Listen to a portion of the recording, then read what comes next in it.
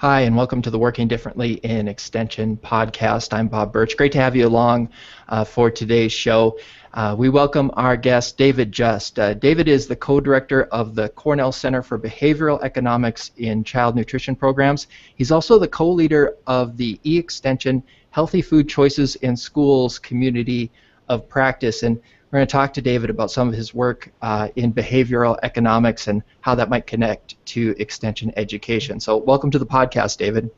Thank you. It's good to be here. So for our listeners who might not have heard the term before, can you give us an idea of what we're talking about when we say behavioral economics? Sure. I mean, really it is sort of more an observational approach, if you will, to economics. Economics is concerned with how people make decisions to try and make themselves the best off they can, given the information they have.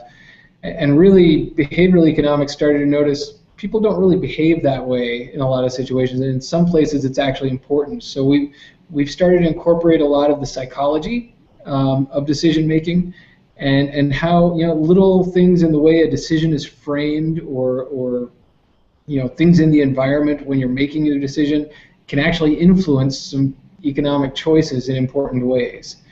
So one of the key findings about this is just you ask a question in the right way. For example, when you get a new job, if by default you are going to be investing in a retirement program and you can opt out, more people end up saving for retirement than if it's an opt-in program, right? Simple things like that. That's what behavioral economics is all about. I think what's really interesting about it from an educational perspective for those of us in Extension is just that many of us might assume that we have a rational decision maker at the end, at the other end of our educational efforts, so that if we give them the right information, they'll make rational decisions about things that are best for them and their community. We've got some noise going on, huh? That's okay. That's all right. But some of what we're finding out, what we learn from behavioral economics is some of the irrational, or what people might call irrational behaviors that are triggered by outside things. So can you talk about some of those? You gave one example about the opting in, but can you give some other examples, maybe around anchoring or other things that might affect our decision making? Sure. So anchoring is actually a pretty important one. There's some actually pretty good experiments that are out there that look at how people come up with their willingness to pay for a good, or what they're willing to bid, for example, in an auction or something like that.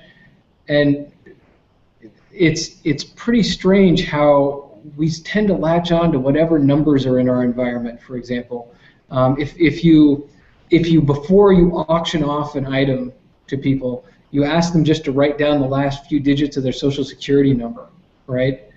Those with high last 3 digits of the social security number are going to end up bidding more for that item than those with a low number.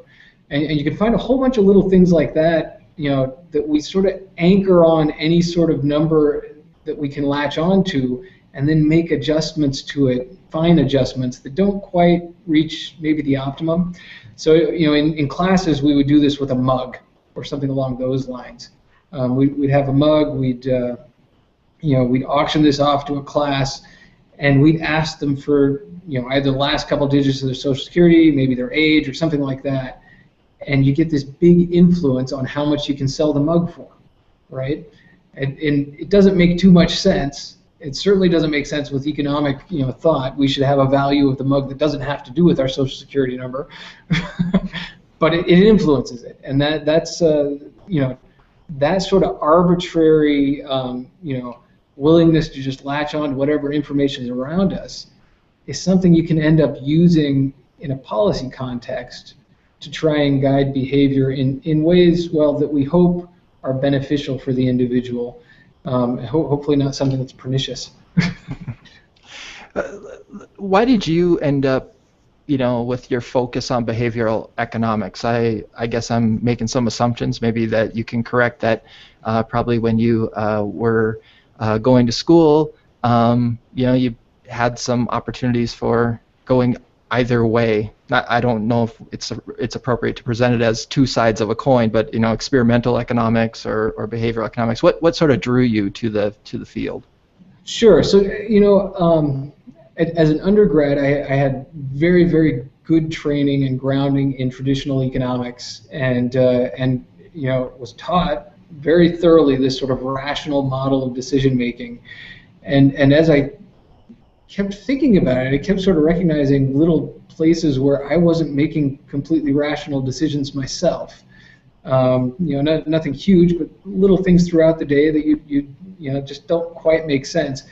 And so I started to wonder, are those important or not? And actually had a few conversations with faculty members, my undergrad institution about that, and didn't really go anywhere with it. When I got to graduate school, there was actually a pretty good number who were starting to investigate this in the particular school where I studied at UC Berkeley, and it was, they were starting to form some groups that would discuss these things, and that really started to spark my interest. And so that's when I really started to get into that. It wasn't until later that I started to recognize that you can apply this to something as sort of relevant news-wise right now as food and obesity and things like that. I started out looking at risky decisions and how people make those types of decisions, investments and playing the lottery and those types of things. But it was really that sparked my interest, just my own behavior that didn't seem to quite match up with what I was being taught in class. So how did it come about to start looking into school lunch programs and child nutrition programs from a behavioral economical perspective? Sure. So, I was doing a bunch of research, and I along the lines of looking at risk and investments and things like that. And it just sort of occurred to me as I was going about it that really what I needed to be looking for were decisions that people make all the time, that they have to make in a way that's almost sort of mundane and they don't have much time for, because that's where these anomalies, this behavioral aspect is really going to play a big role. And what do we do more often or more mundanely than eating? And when I started to notice that, it happened to coincide with big interest that was sort of boiling up at the USDA to figure out how they could make use of behavioral economic techniques to encourage people to eat healthier. And it was just that sort of coincidence that brought it all about, and my work with the folks over at USDA and working on some of their grants led me into school lunches, which is really just about the perfect environment to make this application, right? There's a lot of control over the environment, and beyond having that control over the environment, you also have, people who are going through making decisions without much thought. They're falling into these habits and rules of thumb type behavior.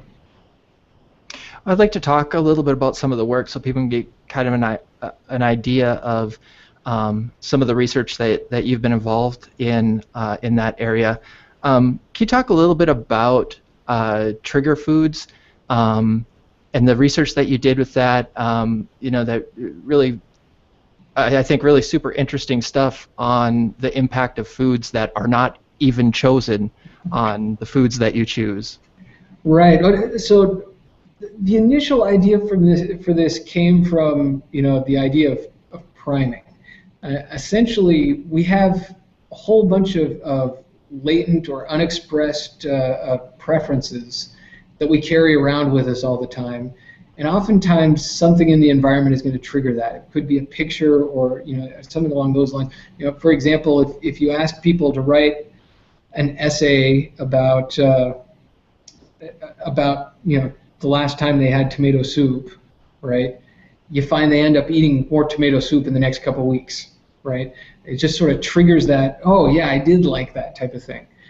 And so we'd seen that, and we wondered then, is it possible that just by what happens to be sitting on the line that we're influencing more than just, whether you take that item we're putting on the line?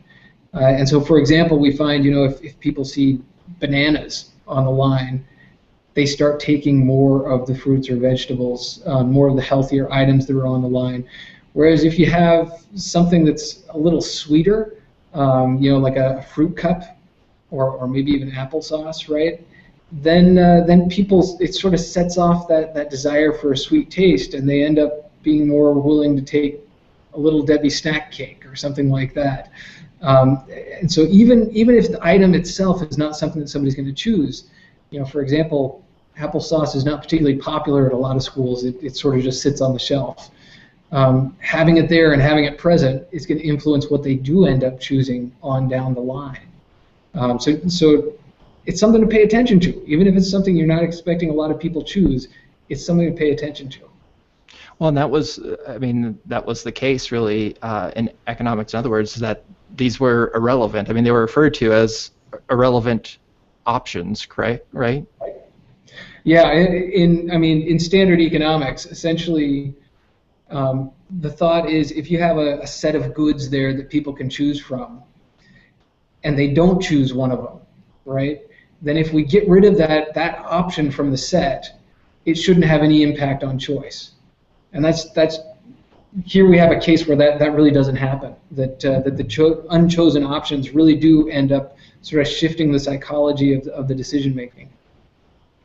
Can you talk a little bit about the work that you did on food order? It's sort of related to trigger foods, but just in terms of the order of how things are in the line in the school lunchroom and how that affects choice? Sure, and this is something you see in a lot of different contexts. So it's not just school. If you go to any sort of buffet, usually if you have an item that's placed sort of first or more prominently, people take that item. People end up being more likely to take that item. And so, if you imagine yourself at the all-you-can-eat buffet, you start at one end, and everything looks good, and so you start taking a little bit of everything. By the time you get to the end of the line, your plate is full, and so you can't take as much of that stuff, even if it does look as good. School lunch line is a little bit different, where you have discrete items, and you can't really fill your plate totally full. But still, you're just a lot more likely to take that first item. I've got to put a caveat on that. That doesn't mean you should race out and go put all the vegetable sides first in the line, because it tends to be that people first select their entree and then they choose their sides to sort of go with it. So moving the vegetable sides to the front can actually have the opposite effect. But if it's the set of entrees, put that healthy entree first, and it'll go more often than it would otherwise. And if you're looking within the set of vegetable or fruit sides or things like that, whichever one you put first is the one that ends up being taken more often. Well, there's at least just one more area that you've worked in that I think has, especially has some bearing sort of even outside of this, as many of the areas do, outside of the child nutrition programs area, and that's this idea of choice architecture, as opposed to choice restriction. So can you talk a little bit about what you mean by choice architecture? Sure. The idea of choice architecture is just setting up that choice to make one particular choice a little bit more prominent or easier or more natural than the other choices. So, before I talked about, you come into a new job, and if it's by default you're enrolled in the retirement program and you can opt out, you're a lot more likely to choose that retirement program. We've found similar things with, when it comes to organ donation, but if we start talking about, about kids and food and things like that, we can have a lot of the same sort of impact by just setting up the choice in the right way, by setting up the choice so that they're guided towards the thing that we'd like them to have. But choice is actually by itself something that's really, really important. And it's important because the the alternative, what we've been doing a lot of the time, is just simply saying, well, we're going to take the bad choices away, so that all they can do is choose the good, right? And kids don't respond well to that. And that's not to say that they it's all negative, but it creates friction. It creates some pushback. It creates what we call reactance. There was a school just to the south of here that they had limited all of their students so that they could only take one packet of ketchup, believe it or not, because they were worried about added sugar. And the students, of course, were incensed at this. They're sort of angry, and they threw an innocent sort of protest. It was actually the seniors on graduation day. They go across the stage and shake the hand of the principal and hand him each a packet of ketchup. So they had a full pocket by the end of the day. And you might think, well, this doesn't sound like it's too bad if that's the whole negative consequence. But what it tells you is you didn't win their heart or their mind. And when they're in McDonald's later that day, they're not just taking one packet of ketchup because they're worried about their sugar, right? Instead, they're grabbing as many as they can because now they have the freedom to be able to do that, right? That's the reactance. If there are ways to make it so that they choose to do something that's healthy, we don't see that reactance. So when we put, the white milk in front of the chocolate milk, or the white milk in the coolers in front of the sugared beverages, whatever they might be, kids are more likely to choose the white milk. And when you ask them afterwards, they're not angry about the fact that you put these in front. They don't push back on it. They consider it their own choice. It was easier, and so I did this. And that reinforces it. Yeah, and I mean, it's interesting, too, that, as you said, that idea of making that choice really has an impact. As I was reading a summary of some of your research in this area, it talked a little bit about, like, choosing between two vegetables rather than being forced to eat one vegetable, and how that affects whether the kids actually ate that stuff. Yeah, so the experiment you're referring to, we actually had a bunch of 4-H campers in, and at lunch, half of them we just said, here's some carrots with your lunch, right? And the other half, you could choose between carrots and celery. We didn't give them the choice of not taking one, but they could choose between the carrots and celery. And not many of them chose celery because it's celery. It was almost like it was a dominated choice. But 20% more ate the carrots when they had the choice of celery than when they didn't, right? And it was relatively meaningless choice in this case, but the fact that they had to make that choice, they had to consider, do I like the carrots more than the celery? And the act of doing that creates the preference in the mind that wouldn't be there otherwise, right? Because otherwise it's just, oh, carrots, thanks, right? But when you have to choose between the two, you have to think, how much do I like carrots? And that activates that latent preference, and 20% more eat it. So a lot of what we talked about, we might look at as how these behavioral economics could affect, just short-term choices, short-term behaviors. What do you think the capability or the possibility of really using behavioral economics to affect long-term behavior is? Well, so it's a good question, and that's something that I think is still being sorted out in the literature. If you look, the example like I gave about retirement, for the most part, those end up being decisions with a lot of inertia, right? So once you make that decision, it sort of sticks, and there's no natural time when you go back and say, oh, do I really want to invest in retirement or not? And so that works really well. When we start talking about school lunches, we really don't know how far the limits are and how far it goes. We have some of the interventions we've done where we've done very long-term studies, such as ones where we give some sort of exciting or attractive names to foods. And those, throughout a school year, it continues to have an impact. And that shouldn't surprise us too much. In some of the schools we worked with where we came up with some fun names, they still use these names because it still attracts people. The school nearby here where they still call it the Big Bad Bean Burrito.